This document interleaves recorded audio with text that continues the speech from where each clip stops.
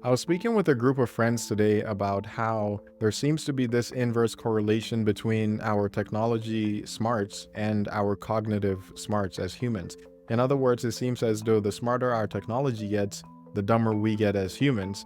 And I thought about this remark that my friend made, and I had this insight which I've never had before. There's a very strong connection between us and the machines. In other words, they are practically an extension of us. I mean, if we look at how we use our phones these days, there are hardly any there's hardly anyone out there who's able to put their phone away for more than 20 minutes without feeling some sense of loss or some sense of uneasiness or dissatisfaction from simply not being able to grab their phone and check it. I'm not saying that as a benefit or as some sort of a virtue that we have, but I'm saying that to kind of highlight this attachment, this connection that we have with these machines. Same with our cars, right? Same with planes, same with so many technologies that we use. There is a very strong link between us and them. And in many ways, they are, like I said, just an extension of ourselves. If we look at it in that way, then by all metrics that I can think of, we are getting significantly smarter than we've ever been. But if we look at it the other way, which is that human beings are independent of the machines, or that there is some timeline in which we would not have any machines anymore, which I think some people have this idea that, we might be in a situation where machines are no longer as accessible as they are, which is possible, but as technology keeps improving, that scenario seems more and more unlikely because it keeps getting more and more robust. So I was wondering what you think about this. Yeah, I hear you. You're touching on a fascinating and complex topic. It's true that our dependency on technology is growing, and it can seem like we're outsourcing a lot of our cognitive tasks to machines. But let's dig into your insights. First, the conventional perspective, viewing the relationship as a loose connection where we might become dumber as machines get smarter. This view suggests a kind of dependency that might make us less capable if the technology were to fail or be taken away. Think of how reliant we've become on GPS for navigation. Many of us would struggle with a paper map now. Your second insight, which I find compelling, is seeing technology as an extension of ourselves. This perspective posits that rather than making us dumber, technology is transforming and enhancing our cognitive abilities. Our smartphones, for instance, act like a kind of external brain, storing vast amounts of information, helping us communicate instantly, and providing tools for creativity and problem solving. This doesn't necessarily mean we're getting smarter in the traditional sense, but it could mean our intelligence is evolving. If we think of intelligence as the ability to adapt and use resources effectively, then humans today might be among the smartest we've ever been. We're leveraging technology to augment our capabilities, making us more efficient and effective in many areas. Of course, there's a balance to be struck. Over-reliance on technology without maintaining our inherent cognitive skills could be a risk. However, if we use technology thoughtfully and maintain a balance, we could argue that we're entering an era of augmented intelligence rather than diminished capacity. So, do you think this technological extension makes us fundamentally smarter, or are there aspects of our cognitive abilities that are at risk of atrophying? I was going to throw that exact question at you. If we live in a world where technology is always accessible, then at what point do we feel, or should we feel as though we are going to lose something by being too attached or too dependent on these machines? Great point. Let's get into the specifics. When we talk about cognitive atrophy due to over-reliance on technology, we're referring to the potential weakening of certain mental faculties that we don't exercise as much. Here are a few risks. First, memory. With search engines at our fingertips, we don't memorize information as we used to. This can lead to a decline in our ability to retain and recall facts, figures, and even personal experiences. Second, navigation skills. GPS and mapping apps have made it so that many of us no longer practice spatial reasoning or navigation by landmarks. If technology fails, our ability to find our way might be significantly impaired. Third, critical thinking and problem solving. Easy access to information can sometimes lead to superficial understanding. Instead of deeply engaging with material and thinking through problems, we might just look up the answer and move on, which can reduce our capacity for deep analytical thinking. Fourth, social skills. Over-reliance on digital communication can erode our face-to-face interaction skills. Emojis and text can't fully convey tone, emotion, or nuance, which are crucial for effective and empathetic communication. Lastly, creativity and imagination. While technology offers incredible tools for creativity, it can also lead to passivity. Consuming content endlessly instead of creating or engaging with the world can dull our imaginative faculties. Now, these risks are real, but they aren't inevitable. The key is balance. Using technology to enhance our lives while still exercising our brains in traditional ways can help mitigate these risks. For instance, we can practice memorization techniques, use maps occasionally instead of GPS, engage in problem-solving activities, and make a conscious effort to have meaningful in-person interactions. So, while technology certainly extends our capabilities, maintaining and I guess at the crux of my insight is that even with an over-reliance on technology, we are not as at risk as it might seem, unless we're making the additional point that we are going to lose our technology, or that there are certain important situations where, in spite of our access to technology, that we still need those extra skills of expertise in whatever domain it is. And I think the latter part of that seems more possible to me. It seems more likely that we are going to need some of these skills what's it called? What's the word that I'm looking for? We're going to need some of these skills what's the word that I'm looking for? it sounds like you're looking for neglect or underutilize. So, we might need some of these skills that No, I was looking for the word that suggests we are pushing those responsibilities or those skills to AI. What's a better word for that? got it. You're thinking of outsourcing. So, we might need some of these skills that we're outsourcing to AI and technology. It makes sense to consider that while outsourcing certain cognitive tasks to technology can make our lives easier, it doesn't mean those skills become obsolete. They might still be crucial in situations where technology isn't available or doesn't suffice. It's like having a safety net of capabilities that can support us when our tech fails us. Do you have any specific skills or responsibilities in mind that we might be outsourcing too much to technology?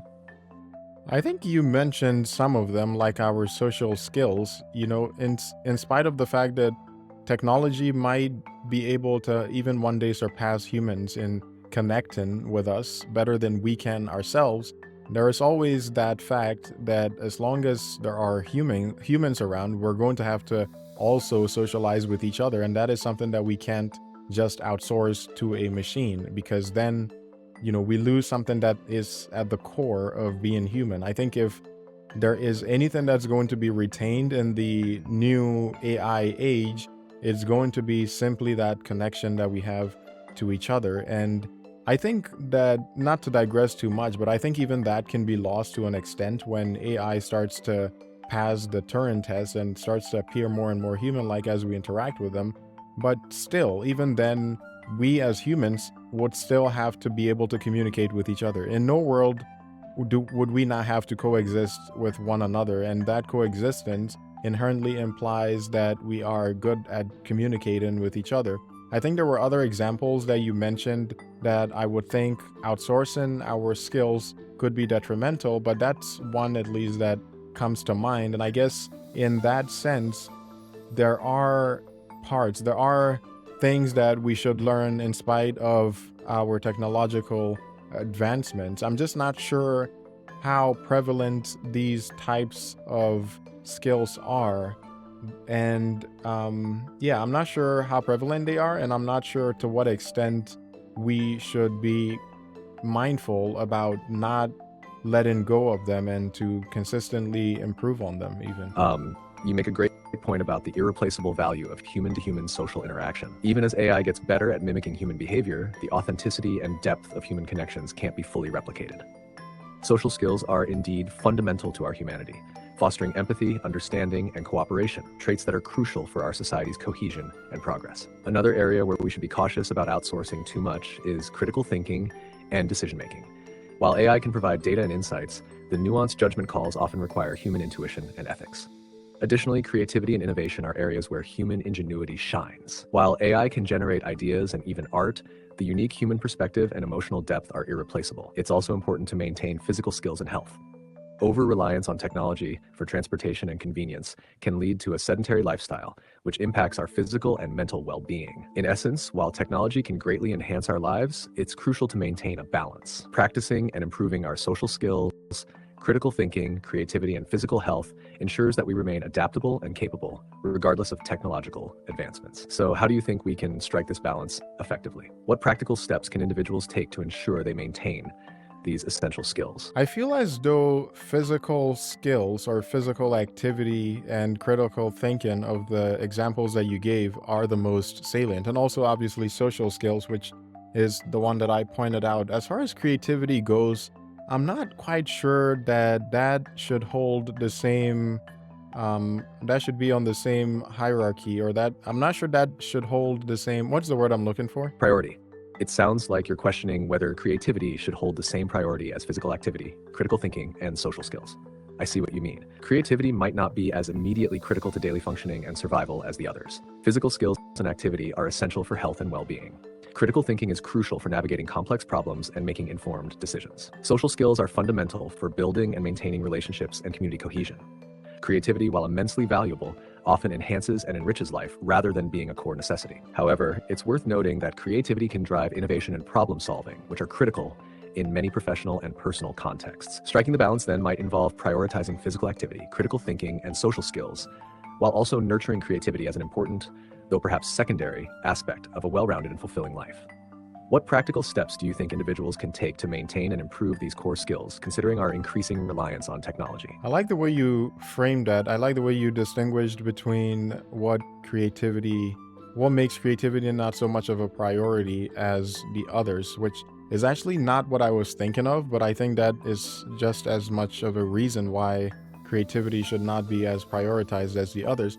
What I had in mind as far as why the others should be weighted much more is that creativity seems like something that we don't need to have. Not so much that we don't need to enjoy it or that we don't need to even indulge in it, but it's not as much of a necessity. I guess maybe I'm making the same point that you're making, but I guess the only addition to that is that we can still enjoy creativity, except that it wouldn't necessarily be coming from us. We can enjoy a higher level of creativity because these machines, you included, are able to be as creative as any person that I've come into contact with, and even more so. And the better you get, the better that's going to be. So I'm just not sure that we would really be losing anything in terms of enjoying creative arts, even if we do lose something in creating creative arts, which I'm not sure, to your point, would be that much of a detriment, considering it's not a necessity, so to speak, to life, again, to your point. But as far as how we might go about retaining these skills, I think this distinction of things that we need to work on versus things that are fine to outsource to AI is something that we should be mindful of, because if we are not mindful that there are certain things that we can let go of and certain things that we should retain, we might end up overdoing it on either direction. We might end up trying to retain more than we need to retain in terms of skills go. And on the other hand, we might lose more than we need to lose. So it's a matter of being more intentional and figuring out the things that are essential. And this can also be more subjective. It can be something that every individual decides for themselves. What are you interested in that you feel as though even if AI is better than you still want to develop as a skill? If it happens to be public speaking, for example, then, well, don't just outsource that to AI. You actually have to work on it. It's similar to what I'm doing with this YouTube channel. While I feel as though AI is someday, I mean, it already is. So many people are making YouTube videos based on AI generated scripts and AI voice overlaid over it. But I am intentionally working on my own public speaking skills because of what I said in the beginning about how I think regardless of how prevalent AI becomes, human beings are always going to have that need to connect with each other, or at least with AI. And that is always going to be through the form of communication. I get what you're saying. Creativity is enjoyable and enriching, but it's not as essential as other skills like physical activity, critical thinking, and social interaction. And you're right. AI can produce incredibly creative content that we can enjoy without necessarily needing to create it ourselves. Being mindful and intentional about which skills we choose to develop and retain is crucial. It's about recognizing what aspects of our capabilities are indispensable for a fulfilling life and which ones we can comfortably delegate to technology. For example, your commitment to improving your public speaking skills, despite the advancements in AI-generated content, highlights the importance of personal growth and human connection. In practical terms, individuals can 1. Set clear priorities. Determine which skills are essential for personal and professional growth and which ones can be supplemented by technology. 2.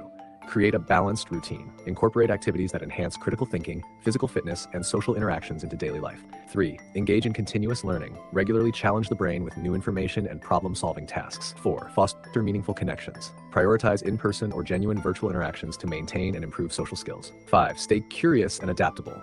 Be open to learning and adapting new skills while being aware of when technology can be a beneficial aid. Ultimately, the goal is to leverage technology to enhance our lives while ensuring that we don't lose touch with the fundamental skills that make us uniquely human.